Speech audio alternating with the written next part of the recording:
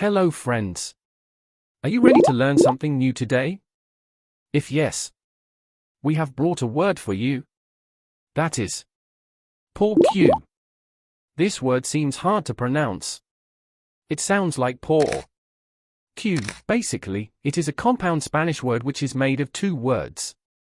Por means for and Q means what. And its combined meaning is why. This term is always used to ask for a reason. Let's be clear with some examples. ¿Por qué estás triste? Its English translation is why are you sad? Another example is ¿Por qué llegas tarde? And its translation why did you arrive late? I hope this video has helped you to ask why in Spanish. Subscribe to the channel for more informative videos like this. Thank you. See you in next video.